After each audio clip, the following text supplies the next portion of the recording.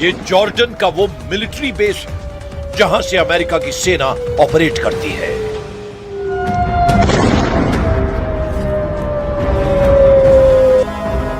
एक बार फिर देखिए ईरान की बैलिस्टिक मिसाइल ने कैसे तोड़ डाला अमेरिकी मिसाइल डिफेंस सिस्टम का गुरूर।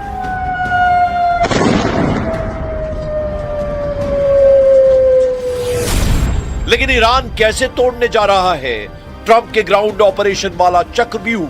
ट्रंप के चक्रव्यूह में कौन फंसेगा और फंसाएगा और काउंटर अटैक में क्या होने जा रहा है। ट्रंप के चक्रव्यूह में क्या ईरान घुटने टेकेगा या फिर ट्रंप की होगी करारी हार।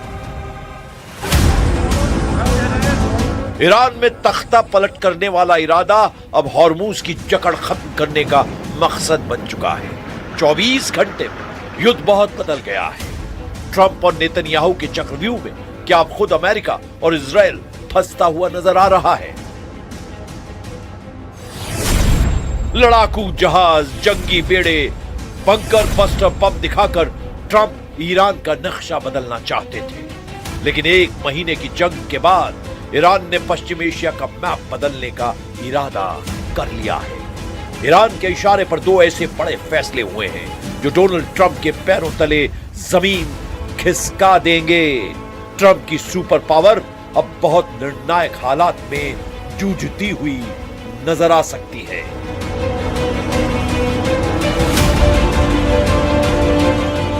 इसकी दो बहुत बड़ी वजह हैं। अमेरिका ने अगर ईरान के खिलाफ ग्राउंड ऑपरेशन किया, मरीन फोर्स को ईरान की जमीन पर उतारा या फिर सीरिया से लेबनान में हिजबुल्लाह पर हमले किए गए तो ट्रंप के दो दोस्तों की जान खतरे में पड़ जाएगी। यह है इराक में ईरान समर्थित मिलिशिया जिन्हें दुनिया पॉपुलर मोबिलाइजेशन फोर्स के नाम से जानती है। उसने अमेरिका के दो दोस्तों को रौंदने का इरादा कर लिया है। पीएमएफ ने कहा है कि अगर ईरान के खिलाफ ग्राउंड ऑपरेशन शुरू हुआ तो वो कुवैत का बॉर्डर तोड़ डालेंगे। पीएमएफ ने कहा कि अगर लेबनान में हिजबुल्लाह पर सीरिया की तरफ से हमला हुआ तो वो सीरिया का बॉर्डर भी तोड़ डालेंगे। इसे ही ईरान का बॉर्डर तोड़ युद्ध कहा जा रहा है, जो अमेरिका के ग्राउंड ऑपरेशन के खिलाफ रक्षात्मक नहीं बल्कि आक्रामक लड़ाई होगी। पीएमएफ की ताकत क्या है? क्या इराक का मिलिशिया अमेरिका के दो बहुत खास साथी देशों पर हमला कर सकता है?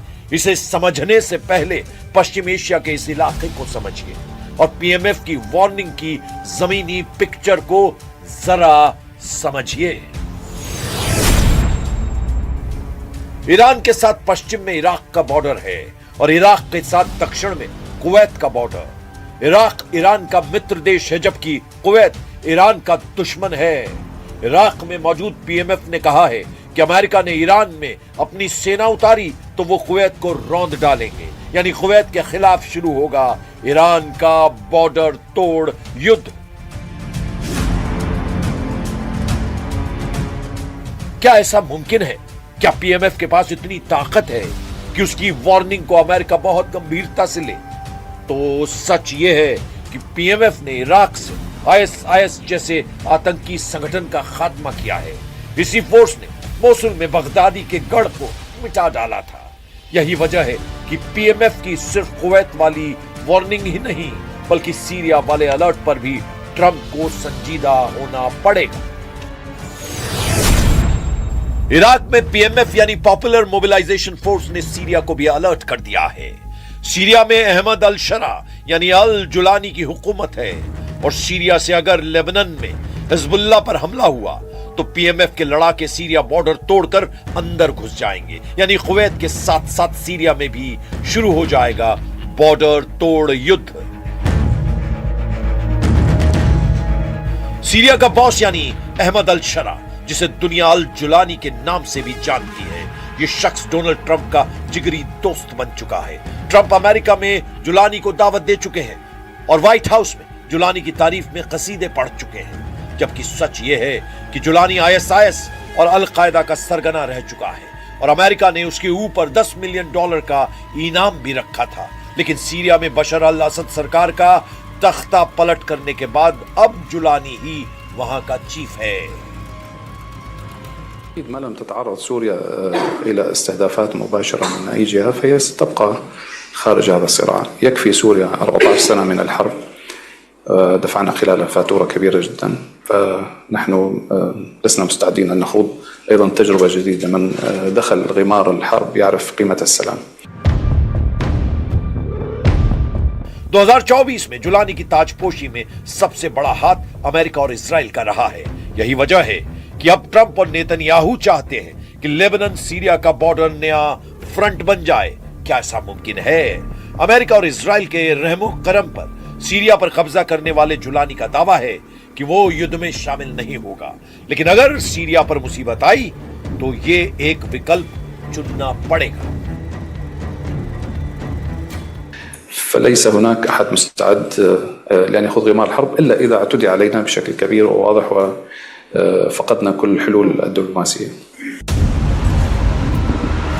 सीरिया और कुवैत को कुचलने की ताकत इराक के मिलिशिया पीएमएफ में है और यह बात डोनाल्ड ट्रंप बहुत अच्छी तरह जानते हैं। इसे इराक का हिजबुल्लाह कहा जाता है और यह ताकत के मामले में लेबनान के हिजबुल्लाह से बड़ी ताकत साबित होगा। यही अमेरिका के लिए सबसे बड़ा खतरा है। 2014 में बनाई गई पॉपुलर मोबिलाइजेशन फोर्स में 2 लाख से ज्यादा लड़ाके हैं। यह फोर्स इराक की सेना का हिस्सा है और इराक के प्रधानमंत्री को रिपोर्ट करती है। लेकिन दूसरा सच यह है कि इस फोर्स को पूरी तरह ईरान कंट्रोल करता है। हथियार भी ईरान देता है, ट्रेनिंग भी ईरान देता है और लड़ाई का ऑर्डर भी ईरान से ही आता है।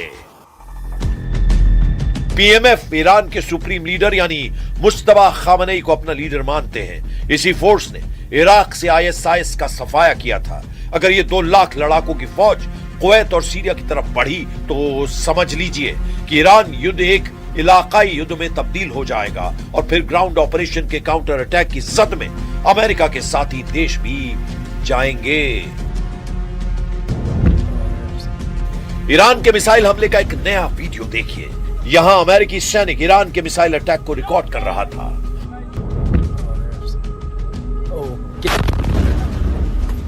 ऐसे ही हमले बता रहे हैं कि पूरे पश्चिम एशिया में अमेरिकी अड्डे सुरक्षित नहीं हैं।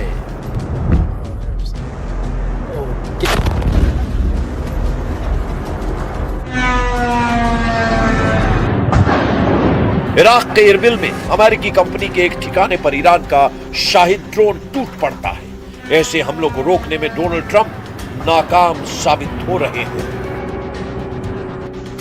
यह है इरबिल में वो जगह जो ईरान के टारगेट पर लंबे वक्त से रही है और अब यहां भी ईरान ने बड़ा हमला बोला है। कुल मिलाकर अमेरिका का ग्राउंड ऑपरेशन बहुत बड़ी चुनौती लाने जा रहा है। तो आगे का रास्ता क्या है? हॉर्मुज में घिर चुके ट्रंप ईरान को तोड़ने के लिए हर कोशिश में जुटे हुए हैं। उनकी सेना ईरान के करीब पहुंच चुकी है। यूरोप के रास्ते नए बॉम्बर विमान भी पश्चिम एशिया की तरफ बढ़ रहे हैं। ट्रंप का ग्राउंड ऑपरेशन वाला इरादा मजबूत नजर आ रहा है, लेकिन इस ऑपरेशन की शुरुआत होने के बाद क्या होगा, इस पर सबकी नजर बनी हुई है। वहीं ब्रिटेन की वेबसाइट ईरान इंटरनेशनल का दावा है कि ईरान में तख्ता पलट हो चुका है और अब हुकूमत आईआरजीसी के हाथों में है, क्योंकि राष्ट्रपति मसूद पेजेश्कियान भी अब मुस्तफा खामनेई से नहीं मिल पा रहे हैं। कहने का मतलब आईआरजीसी ने मुस्तफा खामनेई की सरकार पर कब्जा कर लिया है, इसीलिए वो सामने नहीं आ रहे। लेकिन एक रिपोर्ट यह भी है कि ईरान इंटरनेशनल के सिर्फ नाम से ईरान है, जबकि ये ब्रिटेन की वेबसाइट है और ये सऊदी अरब के फंड से चलती है। अगले 24 घंटे इस युद्ध में बहुत अहम होने वाले हैं। डोनाल्ड ट्रंप का कोई भी फैसला इस जंग को या तो खत्म कर देगा या फिर इस लेवल पर भड़का देगा जहां से वापसी की उम्मीद कम होती चली जाएगी। पूरी दुनिया के लिए यह बहुत मुश्किल वक्त है।